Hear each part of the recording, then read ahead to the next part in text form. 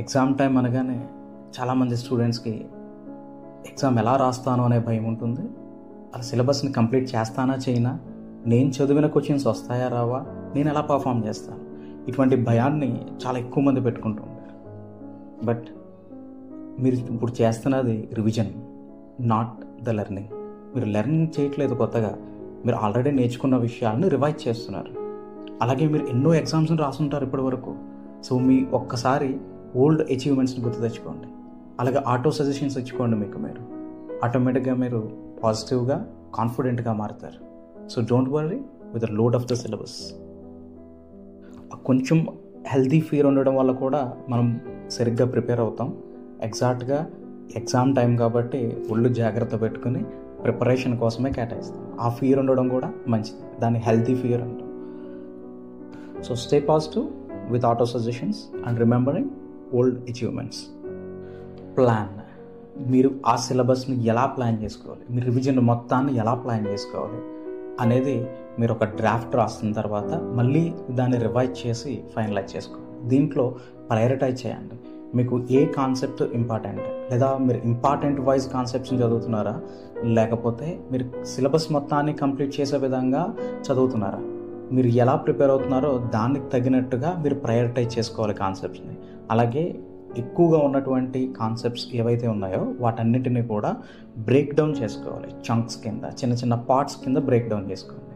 So స్టార్టింగ్లో important questions చదవటం ఒక స్ట్రాటజీ అయితే, స్టార్టింగ్లోనే ఎక్కువగా ఉన్నటువంటి కాన్సెప్ట్స్ని కంప్లీట్ చేయడం, కష్టంగా ఉన్నటువంటి కాన్సెప్ట్స్ని కంప్లీట్ చేయడం అదర్ స్ట్రాటజీస్.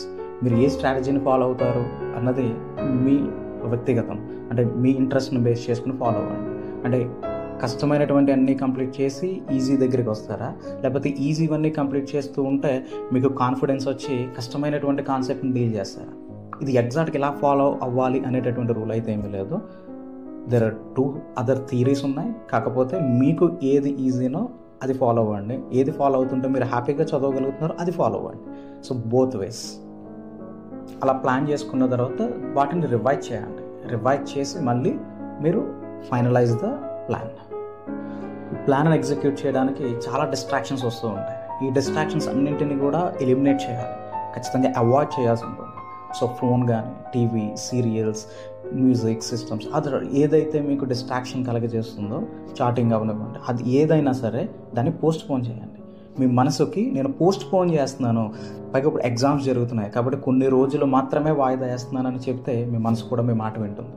మొత్తం మానేస్తున్నాను అంటే మీ మనసు వ్యతిరేకతను క్రియేట్ చేస్తుంది, కానీ పోస్ట్ పోన్ చేస్తున్నాను అంటే సాధారణంగా మీ మనసు యాక్సెప్ట్ చేస్తుంది తప్ప రిస్ట్రిక్షన్ అండ్ రెసిస్టెన్స్ని క్రియేట్ చేయదు. అలాగే గాసిపింగ్, ఇటువంటి వాటిని అన్నింటినీ ఎలిమినేట్ చేయండి. ఒక గ్రూప్ స్టడీకి కానీ, లేకపోతే ఏదో ఇంపార్టెంట్ డిస్కషన్స్ కానీ, మీ ఫ్రెండ్స్ సర్కిల్లో ఉన్నటువంటి ఇంపార్టెంట్ డిస్కషన్స్ ఏమైనా ఉంటే ఒక పర్టికులర్ టైం పెట్టుకుని ఆ టైంకే మాట్లాడండి. దానివల్ల అయితే మీకు ఇబ్బంది కలగదు. అలాగే ఎన్విరాన్మెంట్, మీరు చదువుతూ ఉన్నప్పుడు ఉండేటటువంటి ఎన్విరాన్మెంట్ కామ్గా, ప్లెజెంట్గా ఉండేట్టుగా చూసుకోండి. ఎంత తక్కువ డిస్ట్రాక్షన్స్ ఉంటే అంత మంచిది. అందుకోసం మీరు ఒక simple technique, wall facing technique, అంటే మీరు వాల్ని ఫేస్ చేస్తూ చదవండి. దానివల్ల చాలా డిస్ట్రాక్షన్స్ అనేవి మీకు తగ్గిపోతూ ఉంటాయి. ఎవరైతే చదువుతూ ఉన్న ఏరియాలో ఎక్కువ డిస్ట్రాక్షన్స్ ఉన్నాయనుకుంటారో వాళ్ళు చేయాల్సినటువంటిది wall facing technique. Memory techniques, చదువుతూ ఉన్నప్పుడు మెమరీ టెక్నిక్స్ని ఎక్కువగా నోట్ చేసుకోండి. ఫర్ ఎగ్జాంపుల్ యాక్రోనిమ్స్, విబ్జిఆర్ అనేటటువంటి యాక్రోనిమ్ మనం ఎలా ఉపయోగిస్తున్నామో అలాగే డిఫరెంట్ యాక్రోనిమ్స్ ఉపయోగించండి. మీరు ఎస్ఐ టైప్ క్వశ్చన్స్ రాసేటప్పుడు సైడ్ హెడ్డింగ్స్ అన్నింటినీ యాక్రోనిమ్స్ ద్వారా చదవటం వల్ల చాలా ఈజీగా గుర్తుపెట్టుకోవచ్చు. ఎగ్జామ్ టైంలో ఎగ్జాక్ట్గా ఆ టెక్నిక్ ద్వారా ఈజీగా రాయొచ్చు. సో రెండిట్లకి కూడా ఉపయోగపడుతుంది. అంటే మీరు చదివేటప్పుడు, వాటిని గుర్తుపెట్టుకునేప్పుడు, మళ్ళీ గుర్తు తెచ్చుకునేప్పుడు, రీడ్, రిమెంబర్, రీప్రొడ్యూస్, ఈ టెక్నిక్ చాలా బాగా ఉపయోగపడుతుంది. ఈ మెమరీ టెక్నిక్స్ వల్ల చదివేటప్పుడు టైం సేవ్ అవడమే కాదు, ఎగ్జాక్ట్నెస్ వస్తుంది. ఎగ్జాక్ట్గా రాయగలుగుతారు ఎగ్జామ్లో కూడా. చాలా తక్కువ టైంలో ఎక్కువ పర్ఫార్మెన్స్ ఇవ్వడానికి ఈ మెమరీ టెక్నిక్స్ అనేవి ఉపయోగపడుతుంటాయి. అలాగే చదువుతున్నది ఒకేసారి కంటిన్యూగా అలా కంప్లీట్ చేసేయాలి బుక్ అన్నట్టుగా ఎప్పుడూ చదవద్దు. ప్రతి 40 to 45 మినిట్స్కి కూడా బ్రేక్ తీసుకోండి. అట్లీస్ట్ ఒక 5 minutes బ్రేక్ తీసుకోండి. సో ఈ బ్రేక్లో ఏం చేయాలి? సినిమా చూస్తాను, సాంగ్స్ చూస్తాను, మాట్లాడతాను, పాడతాను, చాట్ చేస్తాను అనేవి కాకుండా లుక్ ఎట్ ద స్కైని చూడండి, లేదా లుక్ ఎట్ ద నేచర్ని చూస్తూ ఉండండి కొంతసేపు. లేదా సింపుల్గా క్లోజ్ యువర్ ఐస్ అంతే. ఏం చేయొద్దు, ఏం ఊహించుకోవద్దు, ఏం రివిజన్ కూడా ఏం చేయొద్దు. So close your eyes simply. Hydrate your self. మన బాడీకి ఎనర్జీ ఎంత ఇంపార్టెంటో, ఆక్సిజన్ ఎంత ఇంపార్టెంటో, వాటర్ కూడా అంత ఇంపార్టెంట్. సో మీ బాడీ ఎప్పుడూ కూడా డీహైడ్రేట్ అవ్వకుండా చూసుకోండి. అంటే ప్రతి 20 నిమిషాలకు లేదా 1 అవర్కు ఇప్పుడు కంటిన్యూగా వాటర్ని తీసుకుంటూ ఉండండి. మీ బాడీ అడిగిన తర్వాత తీసుకోవడం కాదు, మీకు కంటిన్యూగా వాటర్ని తీసుకునేటటువంటి అలవాటు ఉండాలి. అప్పుడు డీహైడ్రేట్ అవ్వకుండా ఉంటుంది బాడీ మొత్తం. ఆ డీహైడ్రేషన్లోకి వెళితే మీ యొక్క పర్ఫార్మెన్స్ తగ్గిపోతుంది, గుర్తుండవు అన్నీ కూడా కాన్సెప్ట్స్. సో వాటర్ తీసుకుంటూ డీహైడ్రేట్ అవ్వకుండా చూసుకోండి, లేదా ఫ్లూయిడ్స్తో హైడ్రేటెడ్గా ఉండండి. డిఫరెంట్ కైండ్ ఆఫ్ జ్యూసెస్ ఉపయోగించవచ్చు. మీకు ఇష్టమైనటువంటి జ్యూసెస్ తీసుకోండి. వాటర్ కంటెంట్ ఎక్కువ ఉన్నటువంటి ఏదైనా సరే తీసుకోండి. షుగర్ని అవాయిడ్ చేయండి దాంట్లో. అలాగే బర్గర్స్, పిజ్జా ఇటువంటి వాటిని మాత్రం కంప్లీట్గా అవాయిడ్ చేయండి. జంక్ ఫుడ్ లేదా హై నాన్ వెజ్ ఐటమ్స్ ఎక్కువ తింటే కనుక డైజెషన్ టైంకి ఎక్కువ ఎఫర్ట్ పెట్టాల్సి వస్తుంది. మన బ్రెయిన్ కూడా పెర్ఫార్మెన్స్ తగ్గిపోతుంది. సో డిజీనెస్ ఎక్కువ వస్తుంది, దాంతో మీ యొక్క ఎఫిషియన్సీ ఉండదు.